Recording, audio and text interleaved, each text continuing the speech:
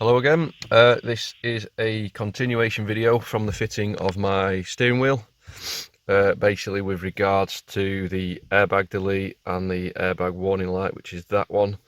So basically when you turn your ignition on, that light should illuminate, and after 5, 6, 7 seconds, however long it is, I can't remember, that light should then disappear, so it's not on constantly, therefore no longer an MOT failure, apart from the obvious of removing the actual airbag itself.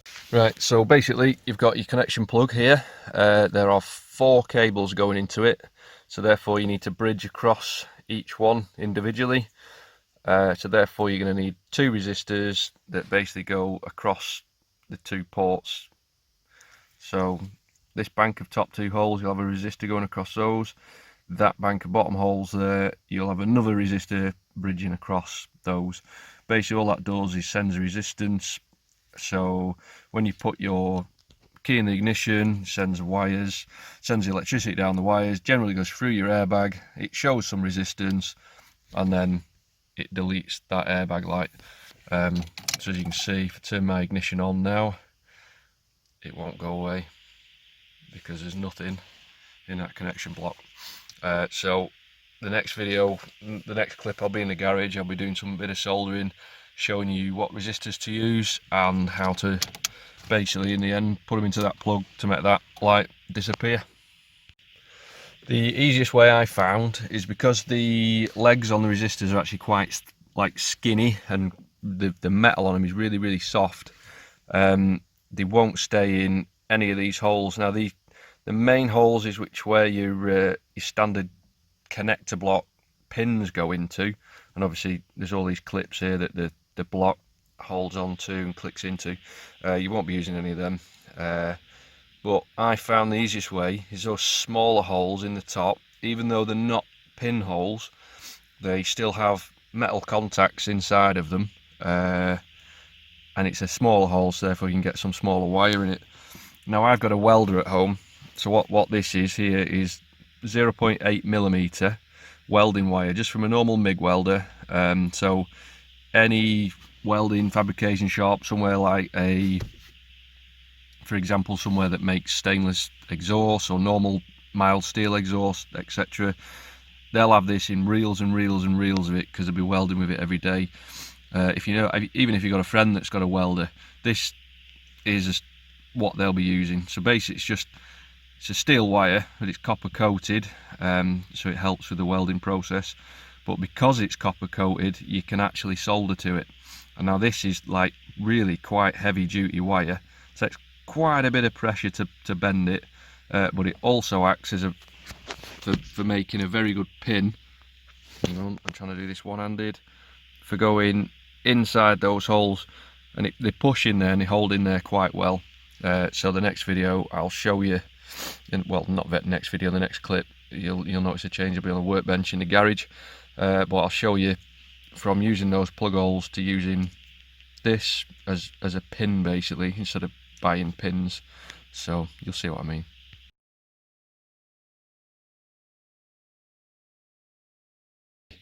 But if you bend them over, put them in, bend it over on itself like so.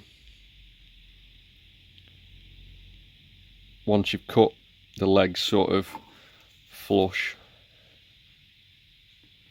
like that, really rubbish little side cutters, then the legs, because they're so close together, you can just push them in individually and bridge across those 2 ports like I was just mentioning before. Now these little bits here sort of mark 1, 2 and 3 of the little blocks I was trying to make. So this was the first attempt, bent them all over as you can see, and then just hot glued them together with a hot glue gun and just pushed them into that block. It works. The warning bag light went away, but again, because these legs are only thin and flimsy, it wanted to keep bending and rattled about, and it kept falling out. I did another one, and then on here I used the soldering iron just to try and thicken it up with a little bit of solder. You can't really see it in the video. It worked a bit better, but this one was heat wrapped as opposed to being hot glue gunned. And then Mark 3 came along, which was the resistor bent over, and then using the welding wire that was on about in that last little clip, if I can pick it up, There we go, this welding wire, 0.8 welding wire. It's quite thick. Just get it out of my welder. And I bent some bits over like that, so once this is in the plug, the resistors are actually alongside the back edge of the plug there, so it keeps it on that nice and neat and tidy. So I made 2 of those. That worked a treat as well. So then I moved on to Mark IV, which is here.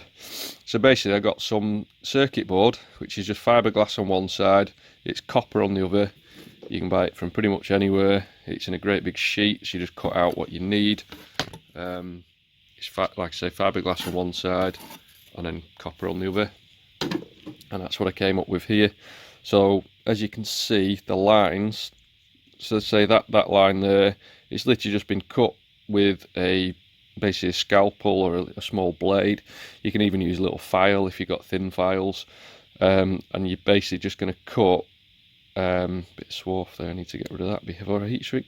Yeah, so you need to cut that score in there so that when you put your resistor, because obviously this end of the resistor is soldered to this side and that end of the resistor is soldered to this side, so therefore it creates like a big U shape going back on itself.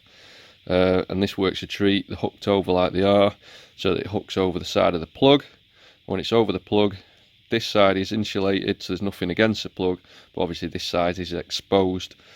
So with it being exposed, you want to try and protect it so that any wires, stray wires, or say you touch it with a pair of pliers later on down the line, you're not just going to short across these two and potentially set your airbags off, which is highly unlikely, but it's better to be safe than sorry. So basically, after this, now I've shown you what it's like, I'm just going to use a big piece of heat shrink and cover it up. Now this stuff is called Chem heat shrink, 3/4 inch. All the information's on it there that you need. You can buy this pretty much anywhere, but this is by far the best heat shrink I've ever come across. It's quite thick, and when it's heat shrunk, it's actually quite rubbery. Some of the other heat shrinks I've used are quite plasticky, and they don't seem to tend to last, but this is really good quality stuff. It's not the cheapest, but there you go, buy cheap, buy twice, as they say. So yeah, the next clip I'll show you with that heat shrinked up and how to put it and load it into the car. Right, I've also got some small pieces of heat shrink down here, so each one of these is going to go over these legs, heat shrink those individually, and then this large piece of heat shrink is going to go around there and cover the lot of it to make sure that it's all protected, just like that. Right, so that's those 4 little bits heat shrunk. I don't really have anything small enough, but the stuff I've got's pretty close. It's still a little bit exposed on the ends, but it's not too bad. The next bit is to heat shrink that onto the main board. Right, so that's that heat shrunk now. Get it in focus, there we go. So that's that in heat, all heat shrunk up now, so everything is no longer exposed. So the only bits that are exposed are the wires, but they're going into the plug anyway. So that's it, it's as easy as that. You don't need to do it this way, you can literally just stick them resistors in the holes if you want, but I just wanted something a bit more sort of permanent, and something that looks like it should be there, as opposed to just a couple of resistors sticking out the end of a plug. So there you go, that's the finished product. It's quite simple to do, but it's also a very long-winded way about putting some resistors in a plug. So there you go. Right, so here we are back in the car. Basically that's your plug, that's the unit I've made. It's kind of tricky to do with one hand, but you can get the gist that this, I don't know if I can get hold of it better, slots over like that, and those pins go into those holes at the top edge rather than at the bottom edge, because they're a little bit smaller, they're a little bit tighter, but there is still metal contacts in there. And when it's finished, it sits nice and snugly on top of the box on that connector block there, so it should all be out of the way. I'll just go ahead and push that in. Can't do it with one hand, so just bear with me. Right, so what I've done now, I've plugged in all them 4 wires and pins, so it's all nice and snug, nothing rattles. But as a result of me putting the heat shrink on, it's just made the board a bit tighter, so therefore it's not holding it down as flush as I would have liked it. When it was without the heat shrink, it did actually sit perfectly flush along the top of this plug. But it doesn't matter. I'm just going to tape it down and make sure that it doesn't move. Now there's two types of tape you can use. You've got your standard rubbery type electrical tape, which is fine, but as you can see, it's glue. It uses a glue, so if you ever need to take this plug off, it will leave behind a gluey residue, which is fine for some things, but for this I don't want it. So what I'm going to use is this stuff, which is basically it's a Loom wrapping tape. Well, it says exactly what it is on the tin, really. It's for wrapping up car looms. So all this stuff, you can wrap it around there, so it just neatens stuff up, so you've not got separate wires and blah blah blah. But yeah, I'm going to wrap this just maybe 1 or 2 turns around there. But this does use a glue, but it's not like a sticky glue. It's almost like, because this is fibrous, it almost acts like a bit of Velcro, so it doesn't leave a gluey residue behind. So when you come to take it off later, if you need to take it off for its MOT, for example, it won't leave a nasty gluey residue behind. So I'll just go ahead and wrap that up.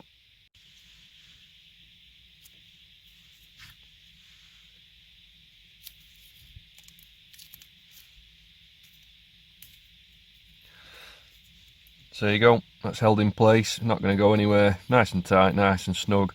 All those wires are in place, and that's it. Keeps it all nice, neat and tidy. Right, so get my key.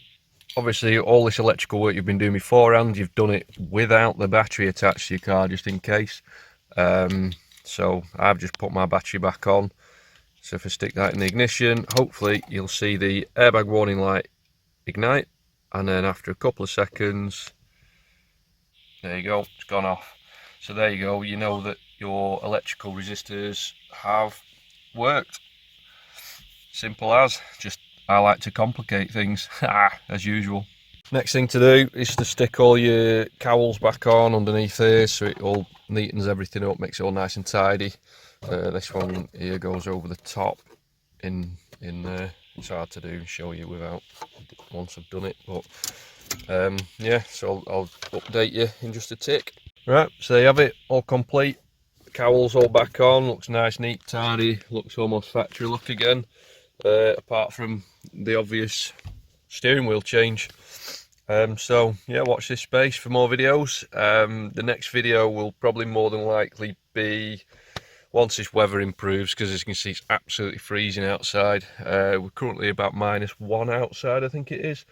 So once the weather starts to improve, gets a little bit warmer, I'll start doing a bit more work where I can have doors open, because the next video is probably going to start with the stripping out of all the interior like panel work, all the carpets, the seats, blah blah blah.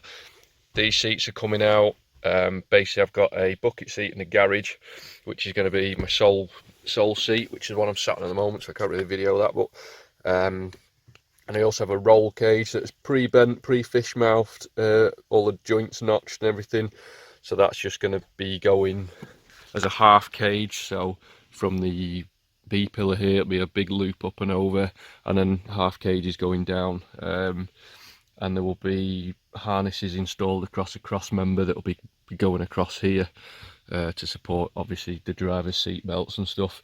I don't know yet whether I'm going to stick a passenger seat in for track use so they can come and have a ride along, but we'll see. I've also got in the process some Brembo brakes that are being converted from a Renault Clio 197, I think it is, using Fiat Abarth 1.4 litre turbo discs, which are 305mm wide discs, to fit to the standard hubs. So hopefully it'll give us a bit more stopping power and stop the dreaded brake fade that these cars get when you give them a bit of a spirited drive. So yeah, watch this space. If there's any other videos that you'd like me to do, something that you're stuck with, you don't quite know how to do yourself, I'll do my best to try and help you out. Just let us know in the comments if you want any other videos doing.